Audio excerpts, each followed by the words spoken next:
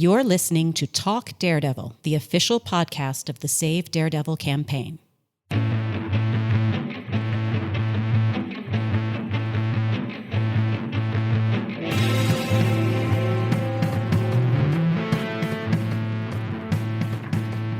Welcome back to another episode of Talk Daredevil, the official podcast of the Save Daredevil campaign.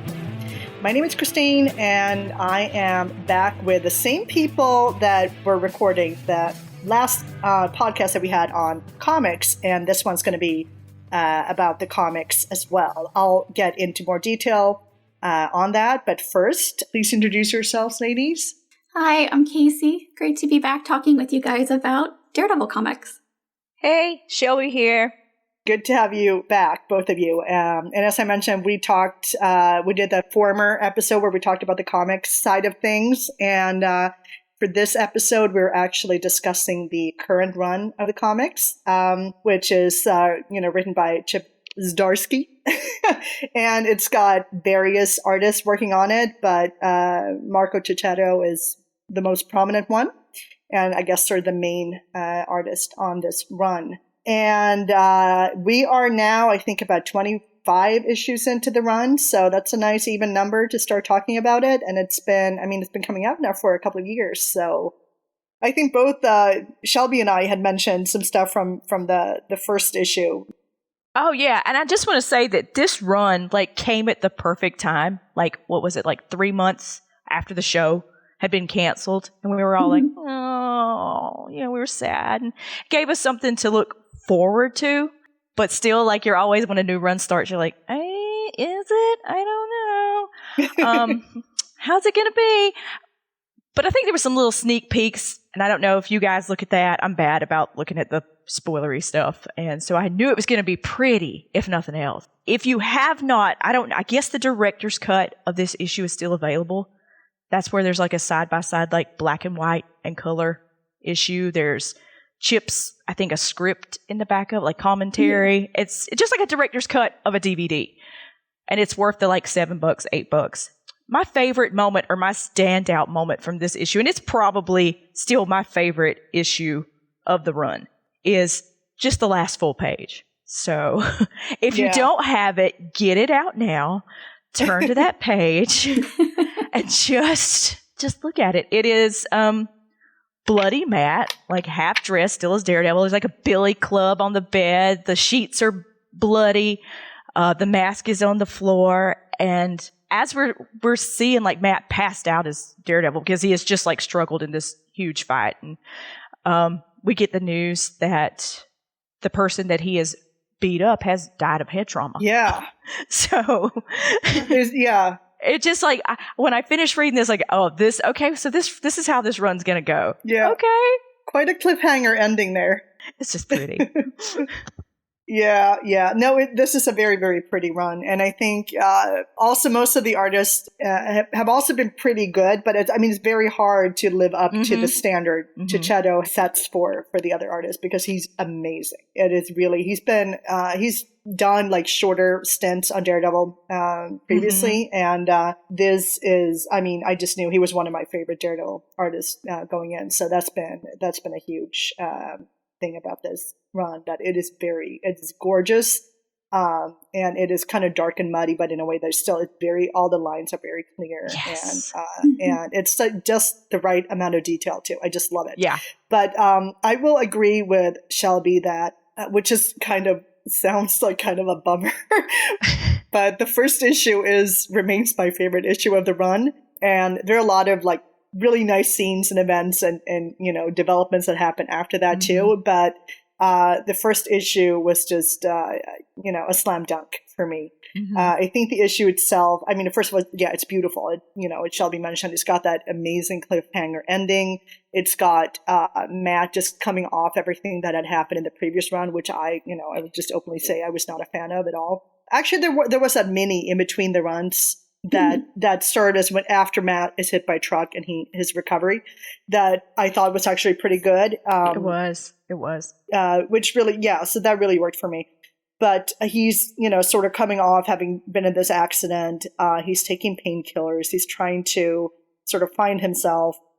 He even picks up this woman in a bar, which I kind of love that he did. I've always been the one that when people call him a man slut or man whore or whatever, I've never really agreed with that, because I think it's such a, I mean, if you do look at the number of brief sexual encounters during his entire run since 1964, there are not that many. It's like, it's not that high above the median of sexual encounters that a man his age has had. I mean, honestly, I actually looked this up once because I was so annoyed by how people were like, oh, he's such a man whore. I'm like, well, there are men who honestly probably sleep with 100 women a year. Matt is not. He's more like a relationship whore. Yeah, he's a serial monogamist, which I think is an important distinction. Word. Even though he did cheat on his wife once, but enough about that. But he does kind of go to bed with this woman he barely knows, and I love how he's raw and vulnerable and everything. And I also, before I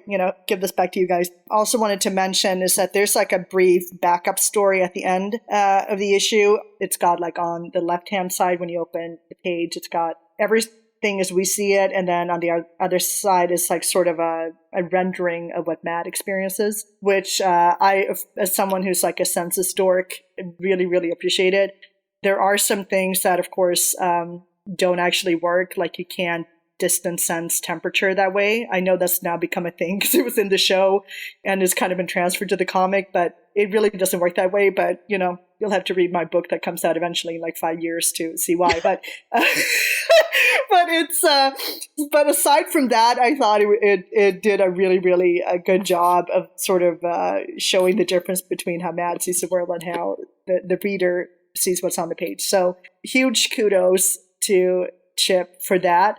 And I also would say, before we go into the looking at some of the other issues, that the first couple of arcs of a comic, say the first 8, 9, 10 issues or so, do actually feature a lot of the stuff that I usually like to have in my Daredevil comic, which is paying attention to the census and everything in a way that lives up to my high standard. In that, I feel like that's kind of slipped, which I think is a bummer, but we might return to that. Anyway, Casey, what's the first issue that you wanted to talk about? Oh, I was going to also comment on number 1. Oh, yeah. Go ahead. Yeah. And Let's talk about it all day. Let's talk about it all day. Just reading number 1, I'm so glad it just went straight into the conflict. We didn't have to wait for it or wait for it to build up. I'm just reading number 1 and it's okay, well, here he is taking pills. And then he's, swallowing it down with a drink. I'm like, okay, well, we all got our vices. And and I'm like, that's, not good for your liver, but whatevs. I'm not a doctor. And then he picks up the woman. I'm like, all right, whatever. You got to do your thing, dude. And I mean, he just had a life and death experience being hit by the arch nemesis, the truck. Yeah. I'm sorry, but the truck is the worst arch nemesis in all of Daredevil's history. That's true. I will die on that hill. Then he goes out, and I'm just like, wait a minute, dude, you just took pain pills with alcohol and hooked up with a chick. Mm-hmm. Most people are very tired at this point. Yeah, ready? Yeah. Go to sleep. Okay, you're not going to go to sleep. I get it. And then he has to do his thing, and he's got to stop that burglary in process. And as soon as I saw the panel with the guy hitting his head, I was like, oh no. I didn't say oh no, but I'm trying to make this family friendly. And then, finding that last panel with him laying there in bed, and it says, he has died from reported head trauma. I'm just like, oh, Chip! Right? What are you doing? Oh my God, I need the second issue now! Right? Yes. And a week after this issue came out, he came to my local comic store. And I was just like, oh my gosh, you're really going for the Catholic guilt. And he goes, so much Catholic guilt. And then I see how it progressed. I'm like, he was so right. Yeah. Yeah. And I like that this Matt immediately felt like our Matt on the show. It wasn't too far removed from that. I think that was fun.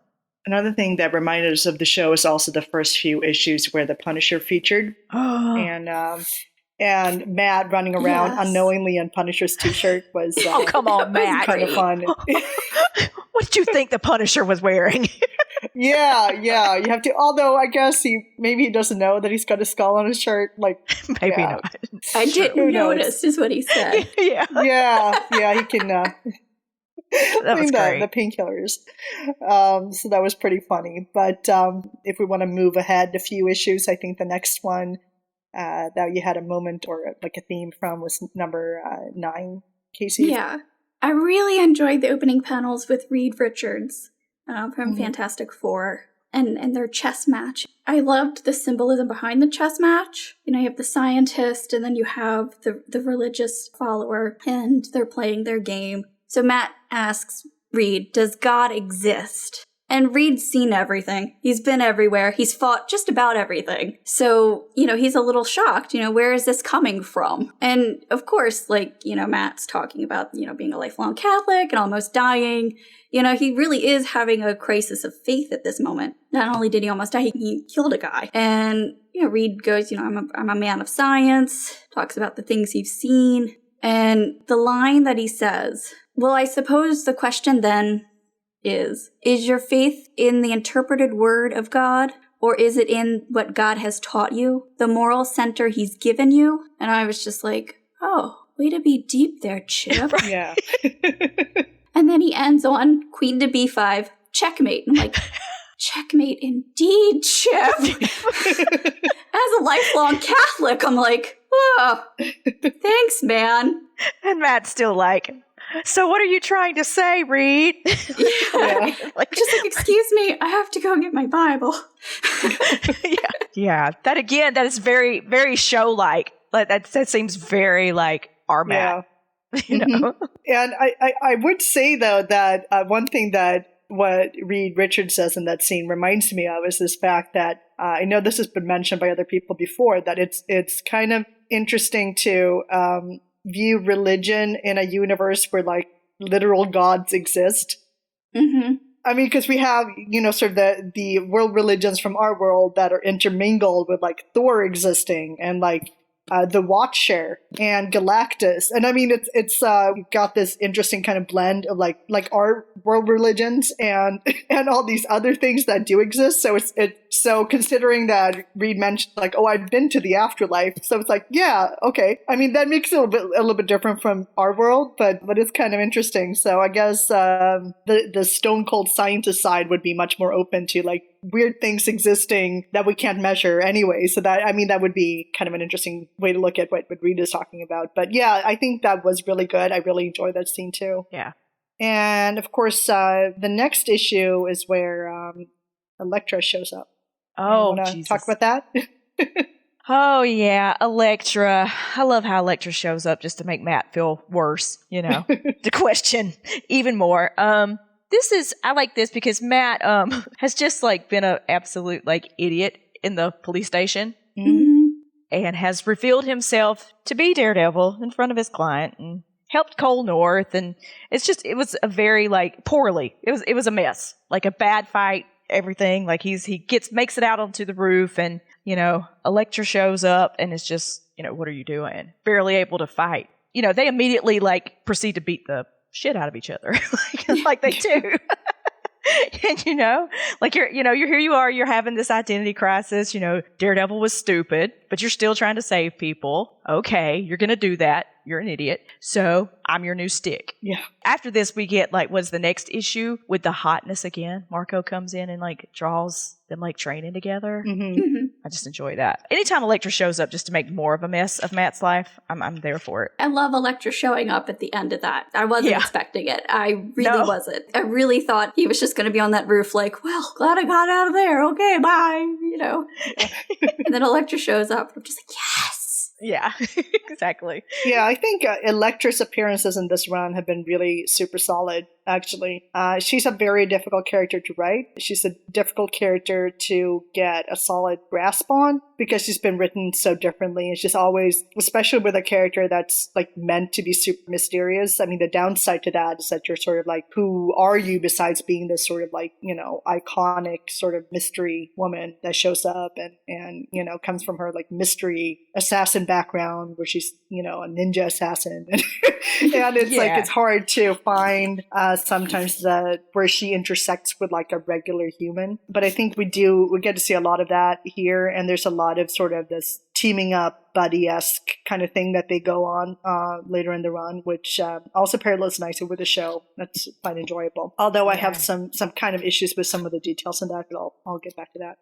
Yeah, it's like she shows up and Matt has to forget what his like he's so self-absorbed right there in that moment and has to go, wait a minute, why is she here? What does she want? She's got to have an ulterior motive. Yeah, but of course she gives every indication that she knows right away who he is. I mean, when she says, how do you see through that? And then he's got like the shirt tied around his head. Yeah, exactly. Which is a valid question and actually one he should take to heart, maybe. Yes. It's like, to other people, like, it's like if they can't see your eyes through it, they're going to wonder, just like a helpful hint there. Yeah, when he showed up at the diner with Cole and he's got on that whole outfit, like his face covered and a cap and a hoodie. And I was like, the waitress thought she was about to get robbed. If we're going to just sort of move on, I had one scene, or I guess it's actually most of an issue, is issue number 12. That's got a lot of nice stuff in it. It's got this first part of the issue is about how Matt and Foggy together save the fake Daredevil who's been running around, who's now being held by dirty cops. That was and great. I love how Foggy is involved in that and how they do it together, and it's like they have a plan. And I love how they do that. And then also, of course, that then goes on to like erupting into this huge fight that, of course, also features Elektra and is super beautiful and just like spot on, super nice fight scene to look at. But actually, the one reason I wanted to mention this issue in particular is what's happening over with our good old friend Wilson Fisk, who is, of course, now the mayor of New York, and how he is at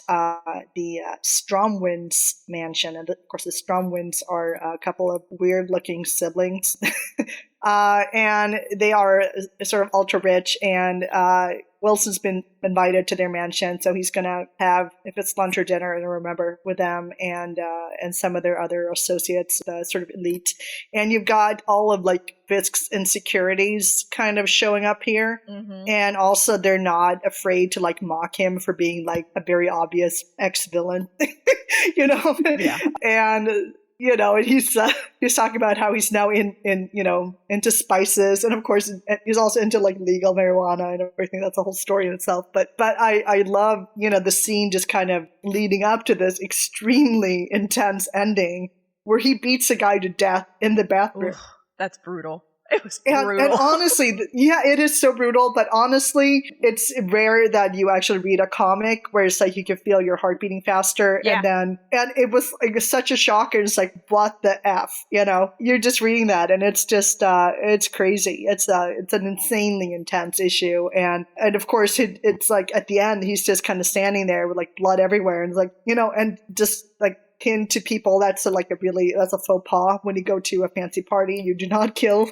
any of your fellow guests at the party, which even Fisk would know that. Not gonna lie, he deserved it. Like in that moment you feel like everything Fisk feels. You feel it like ticking up. Yeah, but he wasn't wrong though. Yeah, no, he wasn't wrong though. It's like everything he mentioned was like, yeah, that checks out. So, which is of course like real life, because it's always like, when people say things about you that are true, and you know them to be true and you're kind of embarrassed about them, that always hits you harder than if people are making stuff up that aren't true. So that was a pretty intense issue.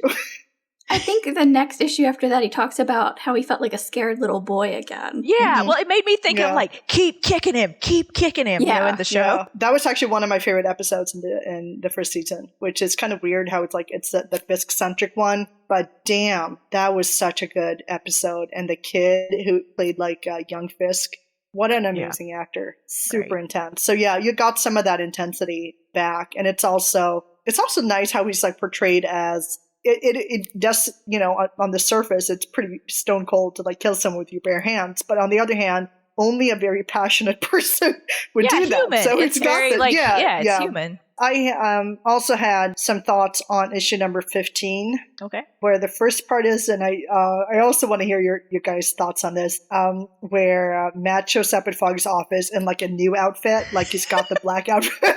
And he's like, so Foggy's like, so are you back to being Daredevil? It's like, no, this is different. It's going to be different this time. And it's just like, I'm not Daredevil. Daredevil was like sloppy and unorganized and whatever. It's like, when I'm thinking, no, not really.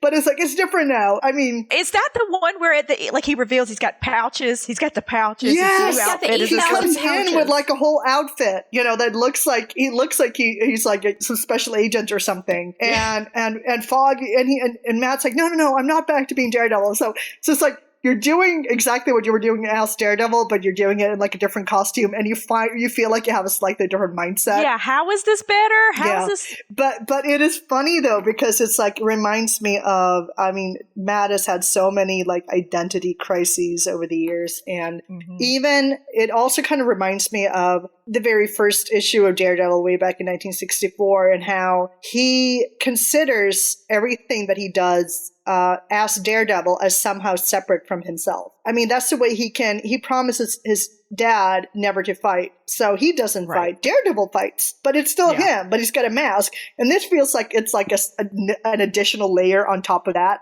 A third identity.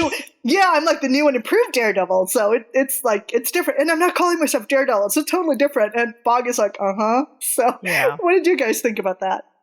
The second that Matt left Foggy's office, Foggy just went, oh, God. Yeah, what an idiot. Again. Here we go again. Yeah, exactly. Yeah, no, it's kind of funny how that totally works for him. Like, in his mind, that works. That's legitimate, Well, sometimes you need to compartmentalize to get through things. Oh, yeah, he's all about that. That's like the core characteristic.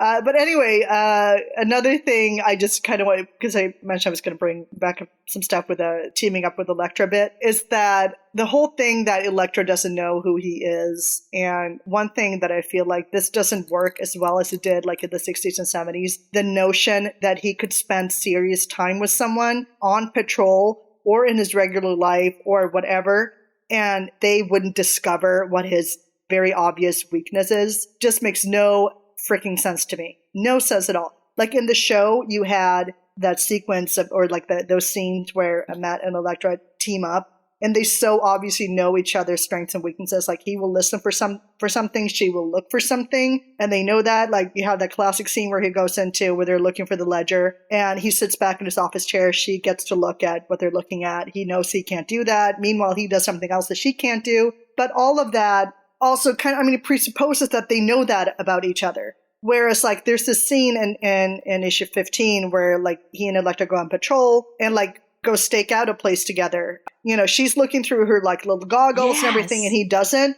And I'm like, okay, yeah. So even though she presumably doesn't know who, that Matt and Daredevil are the same, she does know about Daredevil's, like, his heightened senses, obviously. So she's not supposed to know that he's blind, and not at any point does she like hand him the goggles and be like, do you want to have a look? Or what do you like? So, and the thing is, like, this for me is like one of the biggest plot holes that comes along with the way that the continuity is set up right now, where like nobody is supposed to know. And a lot of that is like, some of these people are people he's like spending serious time with. Yeah. I mean, you have no idea if someone's going to come up where like there's something super visual about a scene, and like the other person's like, oh, so what's your take on this? And he's like, like that realistically would happen like all the time if you're like spending serious time with someone. And here we're supposed to like pretend that never happens. Like, he's not even worried about that. He doesn't even think about it.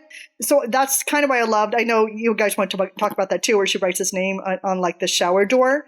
But I also wish that when we get to the end of the run and she's like, and he asks her like, oh, how did you know? That she would have said like, Matt, it's obvious to me that you don't see everything. I would have loved that for that to be like a thing, because it's such an obvious thing that's like never freaking addressed. It's like a huge elephant in the room that's like, it's 2020 or 2021 now even. Like, this is not 1965. You have to freaking deal with this. So that's my rant. Okay. Yeah, it does seem like she would just walk up to him and like rip that shirt off his head too. Yeah. Like, it seems like that would be like something Elektra would do. Because didn't she make a comment during the like stakeout thing, like you were the only one who could do this job or something like that too? Yeah. Yeah. Yeah. I mean, she obviously would know that he's got heightened senses even if she like doesn't remember that they're the same, but that it comes with the territory that she doesn't know that Daredevil's blind, and she wouldn't discover that really quickly. It's just like, it just doesn't work for me. I just interpreted it as Elektra just humoring That's him. what I was just going to say. Yeah. Maybe she's just playing with them. Like it's like a toy to her. Oh, and I totally think it is, but it also, the fact that Matt thinks he can get away with it is also like, is he that stupid, or is like his sort of lived experience now taught him that there are things out there that he literally can't see and he won't even know that he can't see it? And that's like, to quote, was it Donald Rumsfeld? Like, there are known unknowns and unknown unknowns. Kind of an odd quote in here. But I mean, like, he would know that there are known unknowns to him. He would be so hyper aware of that he would know going into a situation with someone else where they're going on like a stakeout together, that he might reveal himself. The fact that he doesn't even consider that is just, it is a weakness of the narrative to me, sadly. Yeah, I'm trying to go back to the Soul Run and remember how they like left things. Like she couldn't remember and really thought she had a kid, and I can't remember how it was left there. I think there were some in the Defenders run. By that time, she knew that he was Matt and Daredevil the same, which is why I know a lot of people were telling that Chip, as this run came out, that's like, oh, but didn't she already know from like the Defenders stuff? Yeah, and he was just like, just wait, just hold on. Yeah, we'll get there. Yeah. Okay, I'm leaving the floor open to you guys.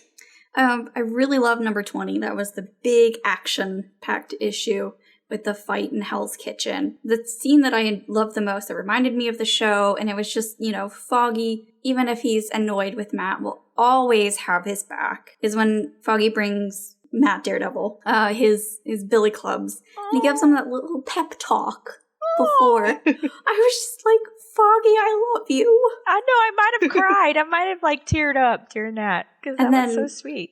And then Matt's in the zone, and he's, when you're good at something and you get into that zone, and he's able to just block all the bullets with his billy club from Bullseye and gets closer and closer and closer. I'm like, my heart is pounding. I'm like, he's gonna miss one. And then he ends up, disarming Bullseye and everyone runs away. It was just a great issue. And then with him and Fisk teaming up to save Hell's Kitchen. You got the mayor and the vigilante.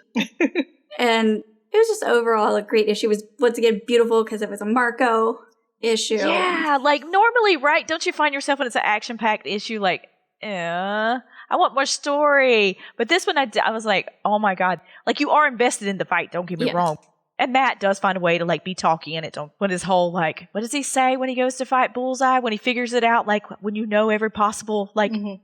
It's easy to win the fight, or... It's easy when it's with someone who never misses. There you go. There you go. Yeah. Yeah. That. And this issue, too, where a whole town, like, comes, like, we are Daredevil kind of thing. Yeah. That was also, like, very powerful to me. I like that. It was was so sad when fake Daredevil died. In his arms. Like, this action-packed issue brought the feels. Like, all the feels. Yeah, all the feels. And all the detailing to it. I think that's also what made the experience so rich, is that there's so much going on that you get that almost like cinematic experience. Mm-hmm. And then, of course, we have all the stuff happening in on the legal side with issue 21, which was also another one you wanted to talk about, Casey. I'm really glad that they brought in the Supreme Court case from Soul's Run. I mean, that was kind of hinted at one of the first couple of issues. I think it was issue 2, about how Foggy said he could turn himself in, but it wasn't official. And then he went over to the DA, Hochberg, and and they ended up, they worked it out, but Hochberg was like, no, I need to know who's under that mask. And I was like, no, you don't. No, you don't. No, you don't, because it could screw up everything for you, dude. And then he takes it off, and then Hochberg is just rightfully pissed. That was his employee, who could really screw things up for the justice system. And that's also really the only reason he doesn't divulge, Matt's or Daredevil's identity, is that he knows that all of their cases would have to be thrown out and retried. Yes. That Matt's been involved in. Yes. And if you were keeping count on how many times Matt has been bitch slapped during this run, we were up to 2. Yes. Because Mindy slapped him first. And now we have the DA. Mindy. Good old Mindy. Well, he needs a good slap. And this is always. He needs to be slapped in every issue, I think. This is where Kirsten shows up, right? Yes. Right? Kirsten! I love her so much. We've been waiting for that. Yeah. I wish she had slapped That was him. so great. Our buddy shows up in this issue, too. Yeah. No, but we do love Kirsten. Because Matt's like, what did you do, Foggy? Why? Yeah. How could you do this to me, Foggy? To me. You know, it's all about Matt. You do this to me. I'm heartbroken. You're not the dumpy. You were the dumper. You're not the victim here, Matt. Yes, that's exactly what Foggy said. And you're not the victim here. And of course, it also is kind of, he deserves it for just still keeping her in the dark. Like, she thinks she's there to defend Daredevil, not knowing that Daredevil and Matt are like the same person, which is also kind of ironic because when she first appeared in the Wade run, that was like her stick all along, was that she was so sure they were the same person, even though his identity was kind of in an open secret kind of thing. But she was so convinced that they were one and the same. And that was like a thing during that whole run. Of course, he eventually kind of confesses that too. But I mean, now she doesn't know at all. So she doesn't realize that that's Matt. But then, of course, we do have this other person who shows up. Oh, dear. Oh, dear. Oh, dear. I do feel like I should take like part of the blame for this. Or, I say blame. I know some people are happy this happened. So I'll take that too. I'll take both sides of it because I was one of the people during Soul's run. I was reading a lot of his Inhuman stuff. And the Inhuman that he created called Reader, another blind character, I was like, oh my God, they got to meet up. Reader has to meet up with Matt Murdock / Daredevil. And, it happened. And then, Reader brought Mike back. So we get a whole issue. We get a whole Daredevil annual about Mike Murdock. And I was like, I don't know about this at all. But when I read through this again for this podcast, I was like, okay, Chip has almost made me feel bad for Mike, but also I don't know if I want to care this much for Mike. But Mike's running around and he's saving his money because he apparently does not like having all these gaps. He knows he's just like a shell of a person and has no memories. So he's trying to use the magics to like see what he can do. See if he can like make himself, I guess that's his goal, is make himself a real person. And he does through the help of Black Cat and a magic rock and a magic book. And we get this whole Mike Murdock origin story. And it was a good story. It was. I just want to know how you guys feel about it. Well, I think the story itself is like as an alternate universe kind of story would be as fine. It's even strong if you read it that way. If you do read it as, I'll be honest. When I first heard about this, I was livid. I was livid. I was really like, F you, Chip. Upset. I was very upset. I know I wasn't the only one.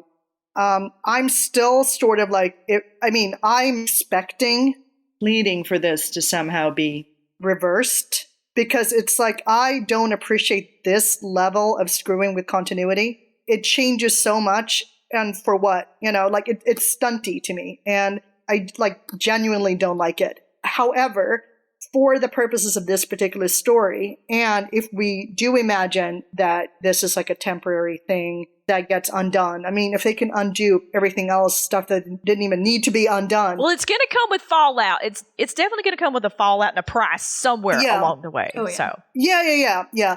But one thing I did think though that it explained, because we're another thing we've been talking about is like, does this mean that Mike is quote unquote a real boy and that the history about himself that he remembers is the actual now reality? Yeah. And while it would seem that way, there's also, if we want to do the whole splitting of realities and stuff, there's a couple of kind of caveats here that we need to keep in mind. The first one is that Mike knows that he changed reality to get to where he is now. Like he remembers, it's not like he doesn't remember stuff before he touched the stone and did the whole, journey back through his memories. He remembers a time before that.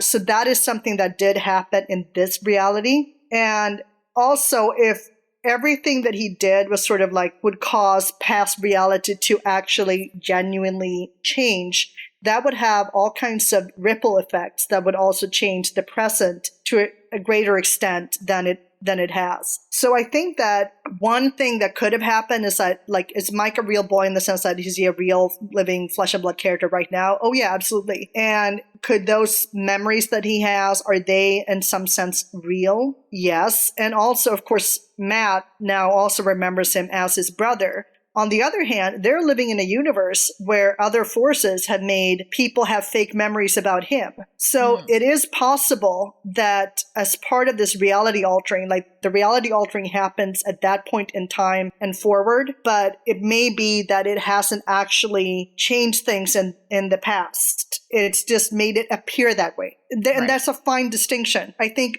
superficially it would appear to be the same thing, but it's not actually the same thing. It was just sort of like a kind of, imagined lived experience that they both remember, and they carry that with them going forward. But yeah, I would just expect that other things to have changed too. On the other hand, I mean, you don't usually see the most nuanced handling of these kinds of split reality types of things anyway, so I may be totally wrong, but I think that's actually something I can imagine. I'm here for Mike being a real boy and messing everything up for Matt because I love the drama.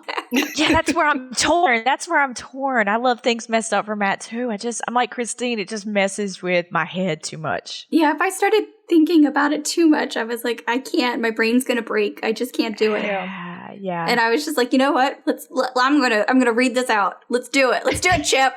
Mike's a real boy. Come on. And I was kind of like sad the first read through because I liked the idea of Matt being like really stupid when he created like this this alternate personality, and that being just part of Matt's, like what we talked about earlier, this split personality thing of I'll just create this person. And making Mike real just sort of messes with all that. Yeah.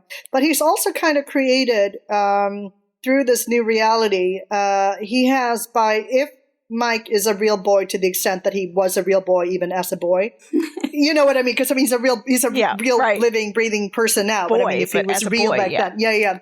Wouldn't he have undone himself? Because in that case, Matt never would have made up a twin to cover his as Daredevil and then written about it, which would then have been what reader read. So he has, undone his own creation. Sure. I don't know what this means. See how it You're messes with my mind head over here, Christine. Yeah. You can't create a fake twin brother if you have a twin brother. Exactly. I don't. Maybe you just created a new personality for the twin brother. Because another thing, remember that Mike doesn't know that Matt and Daredevil are the same. So if he, back in the 60s, when he created Mike as a cover, for that to work with the real Mike would have to be in on it. Unless he's also recently forgot after this whole memory thing that they did during the Soul Run. But then again, that happened before he was created. He was created after that. So there's a lot of plot holes here that I am expecting to be addressed. Yeah, and we also get in this issue the introduction of Fisk's son. Yeah. And them working together. Mm-hmm. So that's interesting. Yeah, so there's a lot of ways this could go. And Mike, after Mike appeared and Mike's a real boy, we were like, ooh, is Mike going to get to be Daredevil? Is Mike, what's going to happen? Yeah. Well, he has already got to be Matt, so that's happening. Yeah. Gonna have to go to prison? Yeah, that was one thing I was wondering. Is this going to be where it ends up being just as in when Mike first appeared and wasn't a real boy, way back when, that helped Matt out of an identity find kind of thing? Mm-hmm. That might end up happening here too. And we may get another Mike Murdock Must Die issue, which was actually the name of an issue. Yes. Back in the day. I mean, maybe he ends up in prison instead of Matt, even though we have seen Matt sit in a prison cell. Maybe, something there. They have to, that's why I'm kind of on board with this for what they're doing with it right now, but I just hope we get a resolution where that's a little more elegant than what we have right now. But I think we're starting to get to the point where we need to wrap things up, but I know, Casey, you wanted to talk about where we leave off. off. Yes. The last issue. Yes. Our new Daredevil is Elektra, and I'm digging it. Yeah, I am too, actually. And if you think about it, she's really the only one that could do it. Like, it's true. Yeah. You know, she understands Matt and Daredevil in a way that nobody else would, even as the former lover. And especially right now, because nobody else knows. Like, she's the only one who knows the secret. She, you know, has trained, they both trained with the same person, so she gets it. And I'm really looking forward to it. And I hate that we had to wait 8 weeks. I'm dying. I know. And I'm just like, how long can Elektra keep this up? How long before, like, Elektra comes out of Elektra as Daredevil, you know? Yeah. But speaking of Elektra, she introduces this other concept that we were kind of curious about, that the force that before the chase, the force in the world that that was sort of the counterpoint to the hand was called the fist. It feels like it should be the foot. Of course, that was already taken by the Ninja Turtles. Turtles. I know. I guess that was taken. Well, I think maybe that's, do we have any other closing remarks, or is that a wonderful, just kind of weird way to end things? We never talked about Cole North. No, we didn't. We should do that. Totally. I love him as a character. I think he's very interesting. Yeah, I do too. I love his conversation with Spidey and how you can kind of look at him and be like, he's starting to change his mind on things when he was man-napped. Yeah, talking about Cole North, I love this character so much that I hope that when our show gets revived, Cole North is on our show. That's what I hope. Yes. I just love everything that he's done with the journey of that character. Mm-hmm. Yeah, such a great character. I agree. So, before we end, maybe we should just cover some of the things, like open questions we have for the future and our thoughts. So, Casey, you want to go first? I want to know what happens with Joe Carrero, Leo Carrero's brother, the one that died in the first issue. He knows Daredevil's real identity. What's he going to do with that information? Ooh. And mine's, I'm kind of like you on the same thing. I know, like, will we see Mindy again? Have we just witnessed her origin story? Yeah. Will she come back? Will she figure it out? You know? Possibly. I mean, he's been kind of reckless around her. The way he saved their family when they were being shot at when he was there for dinner. Nice family dinner. Yeah. And then we had the other one where we were wondering about which one of Matt's exes that Mike slept with. Yes. I'm not sure that's something that's going to be solved in the future, but it might. But I was thinking it might have been Karen, because that's not that, because she was also dating Mike when Matt was pretending to be Mike back in the day. See, in my head, somehow I want Elektra to have just like messed with him. Somehow. For whatever reason. Yeah. That would be fun. I like, and I also, like, I don't know if we talked about this. How can Foggy be Daredevil's lawyer when he's his lawyer? Yeah. Very true. And then, of course, we have the whole thing with I'm not going to talk too much about the fist again. They're obviously preparing to do something big with that. I hope it's not going to be another, like, Shadowland kind of experience, even though I didn't hate Shadowland by any means, but it was, I think we've done the whole, like, Matt leading a ninja cult before, but if there's a different twist to it, and there's this whole, like, they were talking about how only the king or the queen could survive, or maybe that will also involve, like, Mike somehow, maybe he would be tossed in there as like a sacrificial king or something. Yeah. So that's an interesting question too. Be. And I hope somehow out of all this we do get the typhoid Mary like answers we want. Yeah. Yes.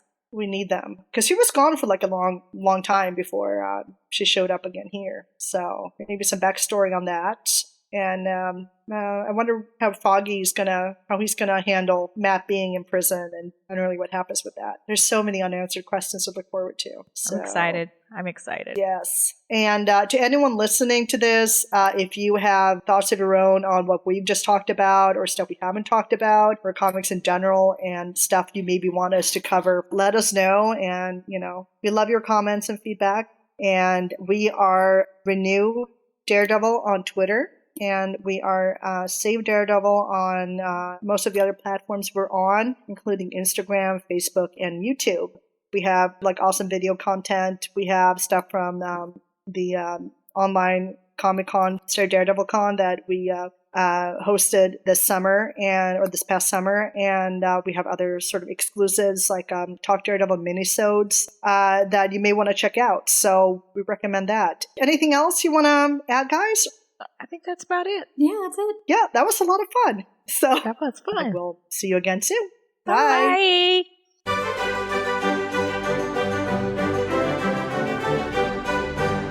Thanks for listening to Talk Daredevil. Visit your local comic book store and pick up Daredevil 26 by Chip Zdarsky, Mike Hawthorne, and Marco Checchetto. Thank you for listening to Talk Daredevil, the official podcast of the Save Daredevil campaign. For more information on Save Daredevil, please visit our website at savedaredevil.com. Remember, Murdochs always get back up.